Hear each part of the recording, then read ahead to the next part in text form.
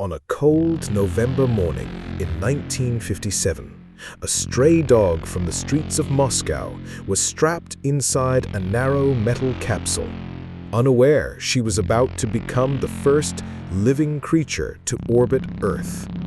Her name was Laika.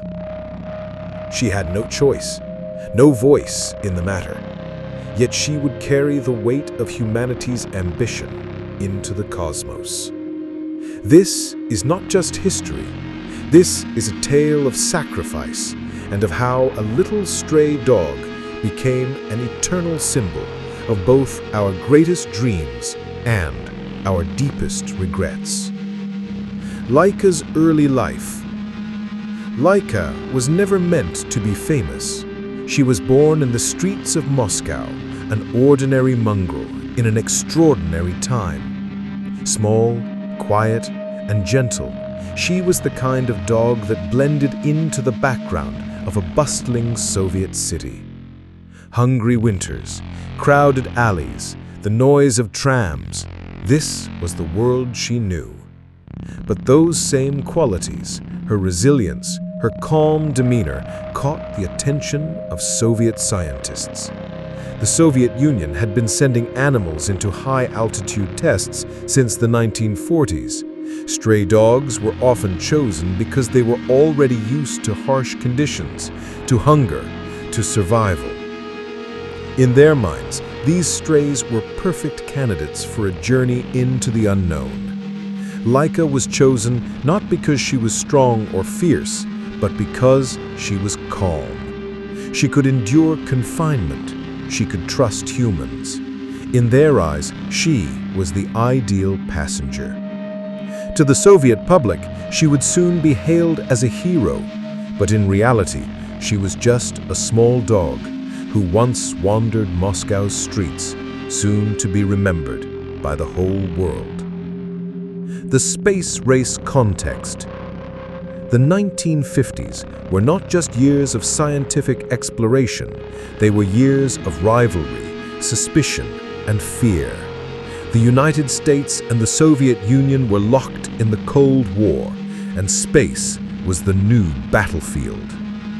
On October 4th, 1957, the Soviets stunned the world by launching Sputnik 1, the first artificial satellite.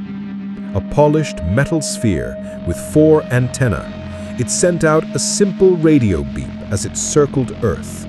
To ordinary people, it was just a sound. To governments, it was a signal of power. The Soviets had taken the lead. But triumph wasn't enough. Khrushchev, the Soviet premier, demanded more. He wanted another achievement to showcase Soviet superiority, and he wanted it fast, within a month, by the 40th anniversary of the Bolshevik Revolution. The mission? Launch a living creature into orbit, a demonstration that not only machines, but life itself could survive beyond Earth. The deadline was impossibly short. Engineers were still celebrating Sputnik 1 when they were told to create Sputnik 2, a larger craft capable of carrying a passenger. There was no time for perfection, no time for a safe return plan. This was a mission built on urgency, pressure, and ambition, and at its center was Laika. Training for the unknown. Laika's life changed forever when she was brought into the research facility. From the streets to a lab filled with men in white coats, her fate was sealed. Training was harsh. The scientists needed her to adapt to what no creature had ever experienced before: weightlessness, confinement, and isolation. Laika and other dogs were placed inside small capsules that mimicked the spacecraft, sometimes for hours, sometimes for days. They were fed a special gel-like food that would be used during the flight. To simulate weightlessness, dogs were put in centrifuges, spun until their hearts raced and their bodies were pressed against the sides. They were also exposed to loud mechanical noises, the roar of rockets, and extreme heat, all to prepare them for the violence of launch and the harshness of space. Laika, despite the stress, remained calm. Her gentle temperament set her apart. She trusted her handlers, wagged her tail when they approached, and endured the strange tests with quiet resilience. Some of the scientists grew deeply attached to her. They fed her by hand, stroked her fur, and whispered to her softly. They knew what the world did not. There was no plan to bring Laika back alive. The capsule had no re-entry system. This was a one-way journey. And even among the scientists, this knowledge caused quiet pain. One of them, Oleg Gazenko, later confessed, "We did not learn enough from this mission to justify the death of the dog. We shouldn't have done it." But in 1957, there was no room for hesitation. Orders had been given. Laika would fly. Launch Day, November 3rd, 1957, Baikonur Cosmodrome, Kazakhstan. The desert air was cold, the sky still dark. Engineers, soldiers, and scientists gathered around the towering R-7 rocket, its tip carrying the specially designed Sputnik 2 capsule. Inside, Laika waited. Before the flight, one of the scientists spent time with her, stroking her and whispering goodbye. He admitted later that he wanted to do something kind, knowing she would never return. As the countdown began, the ground shook. At 5:30 a.m., the engines roared to life and fire lit up the launch pad. The rocket surged upward, carrying with it the hopes of a nation and a small dog who had no idea what was happening. At liftoff, sensors recorded her heart rate spiking, 103 beats per minute before launch, soaring to 240 as the rocket thundered upward. She panted heavily, frightened by the vibrations and the noise. The capsule shook violently as it pushed through the atmosphere. But then, as the engine shut off and weightlessness began, something remarkable happened. Laika's heart rate gradually returned to near normal. Her breathing slowed. Despite everything, she was adapting. For a few hours, she was not just a stray dog. She was a traveler in space, circling the Earth, seeing a view no living creature had ever seen before. But the triumph was short-lived. A malfunction occurred. One part of the rocket failed to separate. The cooling system broke down. Inside the capsule, the temperature began to climb rapidly, over 40 degrees Celsius, then higher. Telemetry data showed Laika's stress increasing. Her movements became frantic. After 5 to 7 hours, the signals stopped. Laika was gone. She had died not after days, as the Soviets would later claim, but within hours from extreme heat and stress.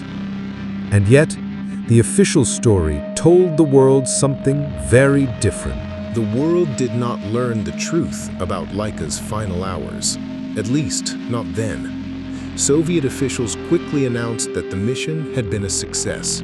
They claimed Laika was doing fine, that she had survived for several days in orbit, and that she had been humanely euthanized with poisoned food to prevent suffering. In some reports, they said she had simply run out of oxygen. The story was designed to protect the image of the Soviet program, an image of control, precision, and triumph. The public was told what they needed to hear. The Soviets had placed a living creature into orbit, and all had gone according to plan. But behind closed doors, the scientists knew the truth. Laika had died within hours, her capsule overheating because of a rushed design, the result of political pressure. They carried the weight of that truth in silence for decades. It wasn't until 2002, 45 years later, that the real story came out. At the World Space Congress in Houston, a scientist who had worked on the mission, Dmitry Malashnikov, finally revealed what had happened. Laika had perished from hyperthermia after just a few orbits. He admitted the truth plainly. The rush to meet Khrushchev's deadline had made it impossible to build a proper thermal control system. The revelation hit like a shockwave. What many had suspected became undeniable. Laika had been sacrificed not for careful science, but for politics, for prestige, for a race to the heavens. Reactions around the world. Back in 1957, though, the world reacted with both awe and horror. In the Soviet Union, news of the launch was met with celebration. Newspapers hailed Laika as a hero. Posters and songs immortalized her. In classrooms, children were told stories of the brave space dog who represented the courage of the motherland. But outside the USSR, the reaction was far more divided. On one side, people marveled at the technological leap. For the first time, life itself had reached orbit. Humanity had crossed a threshold. But on the other side, outrage erupted. Animal welfare organizations condemned the mission as cruel and unnecessary. Protests were held outside Soviet embassies. Demonstrators carried signs with Laika's name, demanding justice for the little dog. The Royal Society for the Prevention of Cruelty to Animals in Britain even called for a moment of silence to honor her. In the United States, headlines reflected both admiration and criticism. Some praised the Soviet achievement, warning that America was falling behind in the space race. Others denounced the decision to send a dog to her death, calling it barbaric. For the first time, the ethical dimensions of space exploration entered the public conversation. How far should we go in the pursuit of knowledge? Was progress worth the suffering of innocent creatures? Inside the Soviet Union, such questions were unspoken. Censorship and propaganda silenced criticism. But among the scientists who worked with Laika, regret simmered quietly. Decades later, one of them, Oleg Gazenko, would confess, "The more time passes, the more I'm sorry about it. We shouldn't have done it, not from the scientific point of view, not from the humane point of view." Legacy of Laika. Laika's mission was brief, but its impact was enormous. For the first time, humanity had proof that a living creature could survive launch and weightlessness, even if only for a short time. The data from her flight shaped the design of future missions. It laid the groundwork for Yuri Gagarin's historic journey into space just 4 years later. But Laika's legacy is more than scientific. She became a cultural icon. Her image appeared on Soviet stamps, badges, and children's books. She was celebrated in songs and poems, her name forever tied to the dawn of the space age. In 2008, more than 50 years after her flight, a small monument was erected in Moscow near the military research facility where she had been trained. It shows a dog standing proudly on top of a rocket, gazing upward towards the stars she once touched. Another monument, the Monument to the Conquerors of Space, also bears her likeness. And yet, her legacy carries a shadow. Laika is remembered not only as a pioneer, but as a victim of human ambition. Her story continues to spark debate about the ethics of using animals in experiments, and about the price we are willing to pay for progress. Future missions with animals were designed differently. The dogs Belka and Strelka, launched in 1960, became the first to orbit Earth and return alive. They were celebrated as proof that life could survive and come home. Unlike Laika, they lived out their days on Earth, even having puppies that were gifted to foreign leaders. Each mission built upon the last, but Laika's sacrifice was the first step, the one that proved life beyond Earth was possible. Reflection. Laika's story is both inspiring and heartbreaking. She was not a volunteer. She was not a soldier who understood the mission. She was a stray dog, taken from the streets, placed into a machine she could not comprehend, and sent into the silent void of space. And yet, she became something larger than herself. For a brief moment, as she orbited Earth, she was the bravest explorer in history, the first living creature to circle our planet. Her journey reminds us of the dual nature of human progress, our boundless drive to explore and our willingness to sacrifice in pursuit of it. The stars have always called to us, but the road to them has never been without cost. As we look back today, Laika's story forces us to ask, what is the price of discovery? Was it worth it to push forward, even at the expense of an innocent life? Or does her story stand as a caution that ambition without compassion can leave scars that never heal?